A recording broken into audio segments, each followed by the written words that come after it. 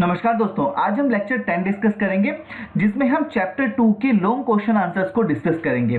देखिए लेक्चर जो हमारे इससे पहले हमने 7, 8, 9 जो लेक्चर हमने डिस्कस किए हैं उसमें हमने शॉर्ट आंसर्स को डिस्कस किया है, तो प्लीज़ वो लेक्चर जरूर देखिएगा। वहीं से आपका बेस जो है बनेगा इस चैप्टर के लिए और जो है लॉन्ग क्वेश्चन ईजिली आपको समझ आएंगे। तो आइए अपने डिस्कशन स्टार्ट करते हैं। आइए दोस्तों, अब हम डिस्कस करते हैं हम अपने लॉन्ग क्वेश्चन आंसर्स को। देखिए मैं ये जानता हूं कि काफ़ी बच्चों को लॉन्ग क्वेश्चन आंसर को याद करने में बहुत ज़्यादा दिक्कत होती है या बहुत ज़्यादा प्रॉब्लम्स होती हैं। उसका रीज़न पता है क्या है? उसका रीज़न है रटना। देखिए अगर आप किसी भी चीज़ को रटोगे ना तो भैया वो चीज़ जो है बहुत मुश्किल से याद होगी और उसके बाद जो है क्या होगा, वो आसानी से भूल भी जाएगी। ठीक है ना। कोई भी बात को अगर आप रटना स्टार्ट करोगे वो याद तो मुश्किल से होती है लेकिन भूल आसानी से दी जाती है। अच्छा, अब मैं आपको एक बात बताता हूँ। देखिए हम क्या करेंगे, अपने इस क्वेश्चन आंसर को समझने के लिए हम जो है समझने पर ध्यान देंगे। जब आप किसी भी चीज़ को समझ जाओगे तो आपके लिए ना उस क्वेश्चन आंसर को लिखना बहुत आसान हो जाएगा। ठीक है, चाहे वो कितना भी बड़ा हो आप आराम से लिख सकते हैं। मेरी बात आपको विश्वास नहीं हो रहा होगा लेकिन इन आंसर्स को समझने के बाद या मेरी इस बात को समझने के बाद आप आराम से इसको समझ जाएंगे। देखिए अभी तक जो हमने मतलब क्वेश्चंस किए हैं डिस्कस, वो है शॉर्ट क्वेश्चन आंसर्स। ठीक है ना, वो 2 नंबर के भी आ जाते हैं, 4 नंबर के भी आ जाते हैं, उसमें मिक्स था। ठीक है, तो क्योंकि हमारे जो भी एनसीईआरटी के अंदर जो ऐसे क्वेश्चंस होते हैं वो ऐसा नहीं होता कि वो एक ही नंबर का आएगा, 2 ही का आएगा, 4 का ही आएगा। कई बार ये सारे क्वेश्चन मिक्सअप में भी आ जाते हैं। ठीक है ना। अब आप इस बात को नोटिस करिए कि ये जो जितने भी मैं क्वेश्चन कराऊंगा ये 4 से लेकर 6 नंबर तक के आएंगे। ठीक है, और इनमें सारे क्वेश्चंस ऐसे होंगे कि जो हम ऑलरेडी शॉर्ट क्वेश्चंस में या एनसीईआरटी में हम उसकी डिस्कशन कर ही चुके होंगे। जैसे एक एग्जांपल देता हूं। देखिए हमने मौलिक अधिकारों के बारे में पढ़ा, हमने नीति निर्देशक तत्वों के बारे में पढ़ा, तो यहाँ पर आ गया ना उससे जुड़ा हुआ क्वेश्चन लॉन्ग क्वेश्चन में। तो आप देखिए कोई भी जो लॉन्ग क्वेश्चन होता है वो अपने आप ऐसे ही लॉन्ग क्वेश्चन नहीं बन जाता कि सिर्फ ये बहुत ही अलग क्वेश्चन है। नहीं, कुछ शॉर्ट क्वेश्चंस को मिलाकर के भी तो लॉन्ग क्वेश्चन बन जाता है। जैसे यहाँ पर हमने जब याद है अपने शॉर्ट आंसर्स में क्या किया था, नीति निर्देशक तत्व क्या है ये हमने किया था ना, तो आपको वहां से अगर याद है तो आप वो भी लिख सकते हो। ठीक है, तो ये बात आप समझ गए होंगे। तो हम इन सभी क्वेश्चंस को डिस्कस करेंगे। ठीक है, जैसे हमने ये धार्मिक अधिकार के बारे में पहले से डिस्कस कर लिया था, तो अगर आपको वो याद होगा तो आप धार्मिक अधिकार से क्या अभिप्राय में वही लिख सकते हैं। और इसका जो सेकंड पार्ट है क्वेश्चन का, देखिए हमारे 2 पार्ट हो गए ना, एक तो ये हो गया, दूसरा ये हो गया, तो जो 2 धार्मिक अधिकार है वो आप यहाँ पर लिख दीजिएगा। ठीक है, तो हम ये सारी चीजें जो है हम डिस्कस करेंगे। ये 8 क्वेश्चन हैं जो कि लॉन्ग क्वेश्चंस में आ जाते हैं। ठीक है, तो इनसे बाहर मैंने अभी तक तो कोई क्वेश्चंस देखे नहीं है, तो हम एक एक करके डिस्कशन अपनी स्टार्ट करते हैं। सबसे पहले हम डिस्कस करेंगे हमारा पहला क्वेश्चन, ये आता है 6 नंबर में। ठीक है, कि मौलिक अधिकारों और राज्य के नीति निर्देशक तत्वों में क्या अंतर है। मैं आपको पहले ही बता चुका हूं कि ये मौलिक अधिकार होते क्या है और राज्य के नीति निर्देशक तत्व होते क्या है। ठीक है ना, तो आप वहां पर हमारे शॉर्ट आंसर्स में जरूर देखिएगा। तो एक एक करके इनको जानेंगे, तो आप इस तरह से ही समझिएगा। पहले मौलिक अधिकार जानेंगे, उसके साथ ही कंपैरिजन करेंगे राज्य के नीति निर्देशक तत्वों का। अच्छा, मौलिक अधिकारों को हमने कहां से लिया है? हमने लिया है संयुक्त राज्य अमेरिका के संविधान से। देखिए हमने अलग अलग संविधानों से जो जो अच्छी बातें हो सकती थी वो सभी हमने ली है। याद है मैंने आपको बताया था कि मौलिक अधिकारों को क्या कहा जाता है? अधिकारों का घोषणा पत्र। तो ये जो अधिकारों का घोषणा पत्र है सबसे पहले कहाँ आया था? अमेरिका के संविधान में। तो हमने क्या किया, मतलब हमने मौलिक अधिकार तो अपने बनाए हैं लेकिन उनसे जो है ये आइडिया लिया। तो ये हमने कहां से लिया? मौलिक अधिकारों को संयुक्त राज्य अमेरिका के संविधान से। साथ ही साथ हमने राज्य के नीति निर्देशक तत्वों को भी लिया। हमने ये लिया अलग देश आयरलैंड से, आयरलैंड के संविधान से ये लिया और ये लिया अमेरिका के। इससे इसको याद करना आसान हो जाएगा। सेकंड हम जब बात करेंगे, मैंने आपको बताया था कि मौलिक अधिकार जो है भाग 3 में है और इसके बाद इसका अगला ही जो राज्य के नीति निर्देशक तत्व हैं वो भाग 4 में है। भाग को इंग्लिश में बोलते हैं पार्ट। ठीक है ना, जैसे हमारा जो संविधान है वो 22 भागों में या 22 पार्ट में लिखा गया क्योंकि बहुत बड़ा संविधान है। तो भाग 3 में जो है मौलिक अधिकार है और भाग 4 में राज्य के नीति निर्देशक तत्व। इस बात को अच्छे से याद कीजिएगा, ये आराम से हो जाएगा।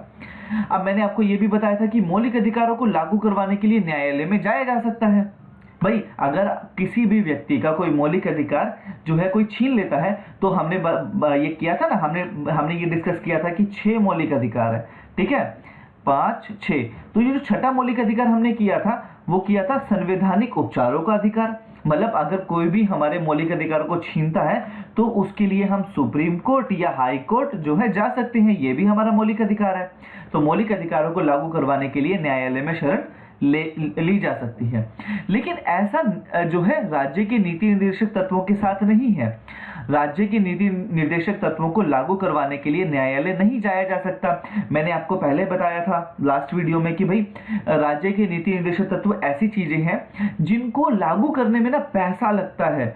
लोगों को शिक्षा देना, स्वास्थ्य देना, सभी को पेंशन देना, बहुत सारी बातों के लिए पैसा लगता है। तो वो पैसा उस समय था नहीं। तो हमारे जो संविधान निर्माता थे, संविधान निर्माता का मतलब होता है जिन्होंने हमारा संविधान बनाया, उन्होंने क्या किया कि नीति निर्देशक तत्वों को क्या किया कि भाई सरकार के ऊपर छोड़ दिया कि सरकार जो है आगे कानून बना करके जो है इसको लागू करेगी, ठीक है ना। तो इस बात को ध्यान रखिएगा, मौलिक अधिकारों को लागू करवाने के लिए न्यायालय जाया जा सकता है और नीति निर्देशक तत्वों को लागू करवाने के लिए न्यायालय नहीं जाया जा सकता। ये राइट है, ये रॉन्ग, इस बात को जाया जा सकता है और नहीं जा सकता, इस बात को ध्यान रखिएगा। चौथा पॉइंट हम करते हैं, यह व्यक्ति के अधिकार के लिए है। इसको आप कैसे समझेंगे मैं आपको बताता हूं। देखिए, जितने भी 125 करोड़ लोग हैं, छोटे बच्चे से लेकर बूढ़े या कोई भी हो, उन सभी को मौलिक अधिकार दिया गया है। मैंने आपको बताया था ना, मौलिक अधिकार होते हैं व्यक्ति के लिए, हर व्यक्ति के मौलिक अधिकार हैं। लेकिन राज्य के नीति निर्देशक तत्व तो क्या कर रखा है, यहाँ पर राज्य को जो है निर्देश दिए हैं, ये अधिकार है व्यक्ति के लिए, ठीक है, ये अधिकार है राज्य के लिए। यहाँ पर ये जो निर्देश हैं वो राज्य को दिए गए हैं, ठीक है। तो ये जो अधिकार है ये समाज की भलाई के लिए है और ये अधिकार सिर्फ व्यक्ति की भलाई के लिए, ये अकेले व्यक्ति की बात करते हैं, ये पूरे राज्य की बात करते हैं, ठीक है। हम देखते हैं कि हम बात कर चुके हैं पहले। अच्छा, इस मौलिक अधिकारों के पीछे जो है कानूनी मान्यता है। अभी मैंने ऊपर बताया था ना, या थर्ड पॉइंट में, कि इसको लागू करवाने के लिए कहाँ जाया जा सकता है, न्यायालय जाया जा सकता है। तो इसलिए कानून बना करके ये मौलिक अधिकार लोगों को दिए जा चुके हैं। अगर वो अधिकार जो है लोगों से कोई छीनता है तो क्या किया जाएगा, उनके विरुद्ध जो है कार्रवाई की जाएगी, ठीक है। इनके पीछे तो कानूनी मान्यता है, लेकिन इसके पीछे जो है राज्य की नीति निर्देशक तत्वों के पीछे राजनीतिक मान्यता है। इस बात को समझिए। देखिए, राजनीतिक मान्यता का मतलब यह है कि मौलिक अधिकार तो जब हमारा संविधान लागू हुआ, कब हुआ था हमारा संविधान लागू, 26 जनवरी 1950 को, ठीक है ना। जब ये हमने लागू किया, ये तो उसी दिन से लागू हो गए, जिस दिन हमारा संविधान लागू हुआ उस दिन से लागू हो गए। लेकिन इसके पीछे राजनीतिक मान्यता का मतलब ये है कि भाई जैसे जैसे जो है, देखो हर बार इलेक्शन होंगे, हर बार जो है राजनीतिक पार्टियां वादे करेंगी और उसमें जो है वो क्या करेंगी, राज्य की नीति निर्देशक तत्वों को लागू करवाने के लिए कुछ नीतियां बनाएगी, ठीक है ना। उन नीतियों को लागू करवाया जाएगा। तो इसके पीछे राजनीतिक मान्यता है, मतलब लोग जो है राजनेताओं पर जो है दबाव बनाएंगे कि हमारे बच्चों के लिए स्कूल बनाओ, हमारे बच्चों के लिए हॉस्पिटल बनाओ, हमारे लिए ये बनाओ वो बनाओ। तो ये बातें जो है आप समझ गए होंगे कि इसके पीछे राजनीतिक मान्यता क्यों है, ठीक है। ये सरकार के महत्व को घटाता है, इस बात को समझिए।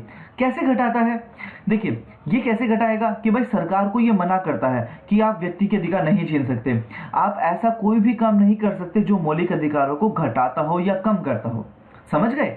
सरकार का महत्व तो ये होता है ना कि सरकार कुछ भी कर सकती है, लेकिन मौलिक अधिकारों को वो नहीं छीन सकती किसी लोगों से। तो इसलिए ये सरकार के महत्व को घटाता है। अच्छा, ये सरकार के महत्व को बढ़ाता है या अधिकारों को बढ़ाता है, कैसे?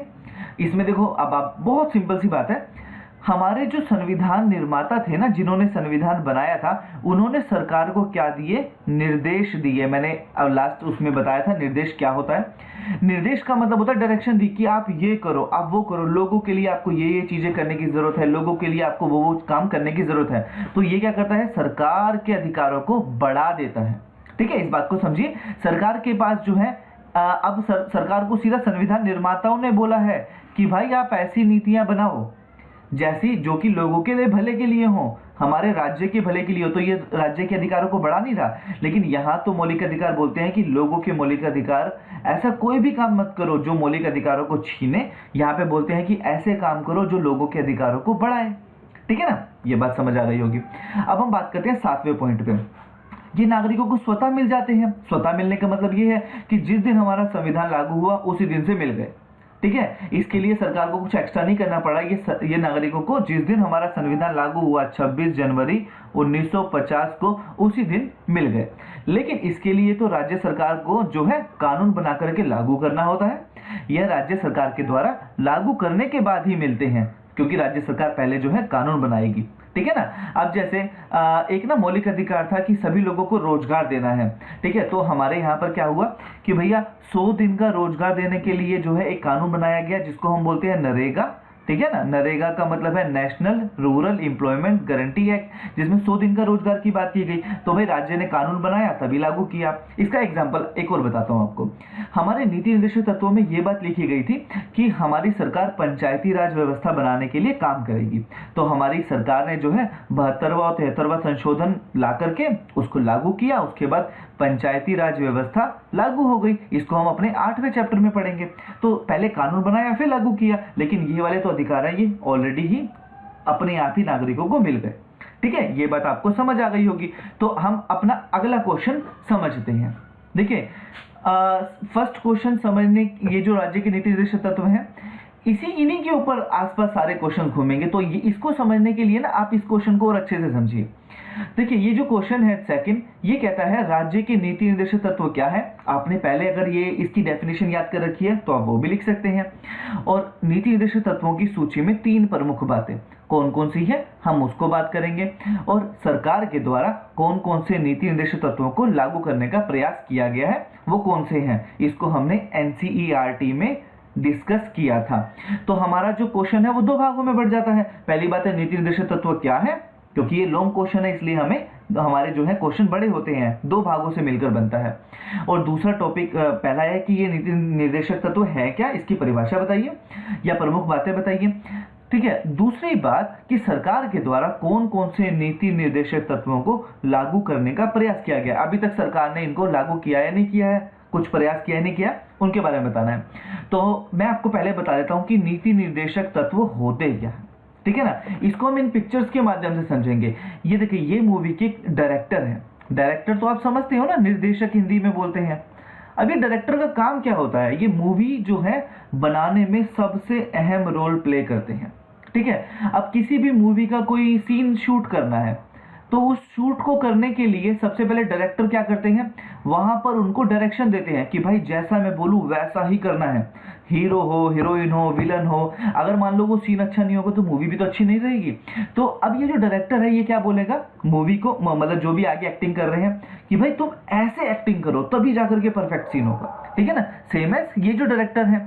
अच्छा, इसको एक पिक्चर से और समझते हैं, फिर आपको बताऊंगा कि ये मैं ऐसी बातें क्यों बता रहा हूं। अब देखिए, ये जो है डायरेक्टर है, ठीक है, ये कैमरे में देख रहे हैं, ये सब एक्टर हैं। अब ये डायरेक्टर उनको जैसा बोलेंगे वो वैसा ही करेंगे, तभी जाकर के मूवी का सीन क्या बनेगा, परफेक्ट। ठीक है ना, अब ये बात आप समझ गए होंगे। अच्छा, अब अगर मैं बात करूं कि राज्य के नीति निर्देशक तत्वों के बारे में, ठीक है ना, वो क्या होते हैं। अब एक बात बताइए, राज्य को ना कुछ डायरेक्शन दी गई है, निर्देश दिए गए हैं। ठीक है, निर्देश का मतलब है डायरेक्शन दी गई है। जैसे कि मूवी अच्छी बनाने के लिए डायरेक्टर डायरेक्शन देता है ना, निर्देश देता है कि जैसा मैं बोलूं वैसे करो। इसी तरह से हमारे संविधान जो निर्माता हैं, संविधान निर्माता जिन्होंने संविधान को बनाया, उन सब ने क्या किया, राज्य को, जो सरकार है हमारी, उसको निर्देश दिए कि भाई जैसी हम बोले वैसी नीतियां बनाओ। ठीक है ना भाई, नीतियां मतलब कानून बनाओ तो हमारे राज्य का जो है क्या होगा, विकास होगा, हमारा राज्य आगे बढ़ेगा।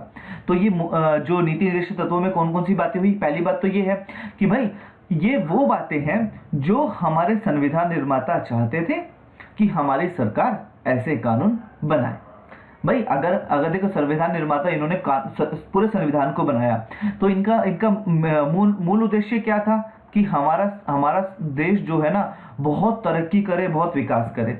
तो इन्होंने बोला कि ऐसी नीतियां बनाई जानी चाहिए जिससे कि हमारे देश का विकास हो, ठीक है ना, हमारे देश का क्या हो, विकास हो। तो भैया उन्होंने क्या कर दिया, निर्देश दिए कि हमने जो लिखा है तुम इन चीजों पे नीतियां बनाओ तो हमारे राज्य का विकास होगा। इसको एक एक करके समझते हैं। ये नीति निर्देशित तत्वों की सूची में 3 बातें शामिल हैं। पहली है, ये ऐसे लक्ष्य और उद्देश्य हैं जो एक समाज के रूप में हमें स्वीकार करने चाहिए। मतलब एक हमें ये ऐसे लक्ष्य दिए हैं कि हमें ऐसी नीतियां बनानी है, हमारे ये उद्देश्य हैं जो समाज के रूप में क्यों हमें स्वीकार करने चाहिए, क्योंकि जब हम इन लक्ष्यों और उद्देश्यों को स्वीकार कर लेंगे तभी हम वैसा राज्य बना पाएंगे जैसा हमारे संविधान निर्माताओं ने चाहा। संविधान निर्माताओं ने बहुत मुश्किलों से देश को आज़ाद करवाया और उसके बाद जो है संविधान बनाया। तो उन्होंने हमारे को कुछ लक्ष्य दिए कि तुम इन नीतियों को बनाओ, जब ये नीतियां बन जाएंगी तो हमारा राज्य जो है विकास कर लेगा। सेकंड पॉइंट ये है कि ये वे अधिकार है जो नागरिकों को मौलिक अधिकारों के अलावा मिलने चाहिए। हम सब नागरिकों को मौलिक अधिकार तो मिले ही हैं, ठीक है ना, तो उसके अलावा हमारे को नीति निर्देशित तत्व भी मिले हैं। तीसरी बात, ये ऐसी नीतियां हैं जिन्हें सरकार को स्वीकार करना चाहिए। मतलब सरकार जो है वो क्या करे, उनको निर्देश दिया गया है ऐसी नीतियां बनाओ या ऐसे कानून बनाओ जिससे कि आप अपने राज्यों का विकास कर सको, ठीक है ना। अब नीति निर्देशित तत्वों को हम जब देखते हैं तो हमें क्या पता चलता है, जो हमारे संविधान निर्माता थे ना वो कैसा भारत चाहते थे, उनकी कल्पना कैसी थी। कल्पना समझते हैं, इमेजिनेशन। जैसे जब भी आपसे पूछा जाए कि आप कैसा भारत चाहते हैं, आप बोलेंगे कि भाई सभी लोगों के लिए जो है, जो गरीब है उनकी भी मदद की जाए, सभी बच्चों को शिक्षा दी जाए, सभी लोगों को स्वास्थ्य दी जाए। वो आपकी इमेजिनेशन है ना। तो संविधान निर्माताओं की यही कल्पना थी, तो वो हमें इन तत्वों से मिलती है। अब बात करते हैं ऐसे कौन कौन सी बातें हैं जो सरकार ने लागू की हैं, ठीक है। समय समय पर सरकार ने कुछ नीति निर्देशित तत्वों को लागू करने का प्रयास किया है। वो कौन कौन से हैं, देखिए सबसे पहले हम बात करेंगे जमींदारी उन्मूलन कानून की। ये हमारा पहला है। जमींदारी का मतलब क्या होता है, जमींदारी का मतलब होता है जमीन पर मालिकाना हक, उस जमीन का वो मालिक है, ठीक है ना। पहले ना जमींदारी जो थी ना, जमींदारी एक ऐसी बात थी कि भाई ये जमींदार जो है ना अंग्रेजों के क्या हुआ करते थे, एक तरह से आप ये कह सकते हैं उनके वफादार हुआ करते थे। तो जमींदार, इनको जमीनें बहुत बड़ी बड़ी दी जाती थी। तो एक तरफ तो क्या होता था कि इनके पास जमीनें बहुत ज़्यादा हो जाती थी, और दूसरी बात जो है बाकी लोगों के पास बहुत छोटी छोटी जमीनें हुआ करती थी, ठीक है ना। तो हमारी सरकार ने जो है क्या किया, उन जमीनों को उन लोगों से ले लिया, ठीक है। तो ये जमींदारी को उन्मूलन कर दिया, उन्मूलन मतलब खात्मा कर दिया, खत्म कर दिया। तो जमींदारी उन्मूलन कानून बनाए जिससे जमींदारी खत्म कर दी गई। पहली बात, बैंकों का राष्ट्रीयकरण कर दिया गया। जैसे अगर आप शहरों में रह रहे हो तो आपको दिखेगा कि आपके आसपास पता नहीं कितने सारे बैंक, एटीएम सब दिख जाएंगे, लेकिन क्या गांव में भी इतने सारे बैंक हुआ करते थे? अब होने लगे हैं, पहले बिल्कुल नहीं हुआ करते थे। तो बैंकों का हमारे देश की अर्थव्यवस्था में बहुत अधिक महत्व है, ठीक है। वो हम आगे डिस्कस करेंगे वो कैसा है। तो हमारी सरकार ने क्या किया, सभी जो प्राइवेट बैंक थे ना उस समय बड़े बड़े, उन सबको जो है सरकारी बना दिया था, तो जिससे कि ये बैंकों का राष्ट्रीयकरण किया गया था। दूसरा नंबर, कई फैक्ट्री अधिनियम लागू करे। इसका मतलब ये है, फैक्ट्री अधिनियम को बोलते हैं फैक्ट्री के कानून, ठीक है। अब भाई फैक्ट्रियां आपके आसपास बहुत सारी होंगी, वहां पर काफी लोग मजदूर भी काम कर रहे होंगे, तो क्या उन लोगों के लिए कुछ ना कुछ सुविधाएं होती हैं? मतलब उनके लिए बाथरूम के लिए कोई सुविधा, पानी पीने के लिए सुविधा, अगर किसी को कोई चोट लग जाए उसके लिए कोई सुविधा, या वो अगर रोज एक काम कर रहे हैं तो उनके लिए जो है जो न्यूनतम मजदूरी होती है ना, न्यूनतम मजदूरी की कम से कम उनको इतने मिलेंगे, 500 रुपए है तो 500 मिलेंगे ही मिलेंगे। कहीं ऐसा ना हो कि वहां का मालिक जो है उनको जो है कम पैसे दे, 500 रुपए तय किए सरकार ने और तुम दो 300 रुपए, ठीक है, क्योंकि वो गरीब है, मजदूर, उसको पता भी ना चले। इसके अलावा काम के घंटे निश्चित कर दिए। पहले क्या होता था कि 16 से 18 घंटे काम कराया जाता था मजदूरों से। 16 से 18 समझते हैं कि 6 घंटे की नींद ही मिलती थी, बाकी सिर्फ काम करते थे। इसलिए हमारी सरकार ने उन घंटों को भी कम किया, करीब 10 घंटे के आसपास जो है अब जो है मजदूर काम करते हैं। न्यूनतम मजदूरी मतलब कम से कम जो है इतनी मजदूरी मिलनी चाहिए, तो ये सरकार ने कानून बनाया। कुटीर और लघु उद्योग, छोटे छोटे जो उद्योग हैं उनको प्रोत्साहन दिया गया, ठीक है ना। प्रोत्साहन मतलब उनको बढ़ावा दिया गया। अनुसूचित जाति और अनुसूचित जनजातियों के उन्नयन के लिए, उन्नयन मतलब विकास के लिए, ठीक है ना, आप विकास लिख सकते हो उसके बदले, उसके लिए आरक्षण का प्रावधान किया गया, आरक्षण का भी प्रावधान किया गया। तो आप ये सब आराम से लिख सकते हो। देखिए अगर आपको ये मुश्किल लग रहा है तो इसके बदले आप ये भी लिख सकते हो, इन दोनों में कोई भी चीजें लिख सकते हो कि समय समय पर सरकार ने कुछ नीति निर्देशक तत्वों को लागू करने का प्रयास किया। अगर आपको ये नहीं लिखना है तो आप ये लिख सकते हो, ये थोड़ा आसान है। देखिए नीति निर्देशक तत्वों को लागू करने के प्रयास में क्या है, शिक्षा का अधिकार, सभी बच्चों को 6 से लेकर 14 साल तक की मुफ्त शिक्षा सरकार देगी, ये लिखा। पूरे देश में पंचायती राज व्यवस्था लागू की गई, मैंने आपको बताया था अभी अभी, जो हमारा जो है हमारे 8वें चैप्टर में आएगा, तब हम डिस्कस तो करेंगे ही। रोजगार गारंटी योजना, अभी मैंने आपको इस बारे में बताया था, 100 दिन का रोजगार, ठीक है ना, 100 दिन का रोजगार जो है, जो गांव में जो लोग काम करते हैं उन सबको दिया जाएगा। स्कूली बच्चों के लिए दोपहर का भोजन, ये सारी योजनाएं जो है नीति निर्देशक तत्वों को लागू करने के बाद ही दी गई हैं, तो आप चाहो तो ये भी लिख सकते हो। दोस्तों आज के डिस्कशन में इतना ही था, आगे का कंटिन्यू हम अपने नेक्स्ट लेक्चर में करेंगे। तब तक के लिए bye bye, thank you so much, अपना ख्याल रखिए।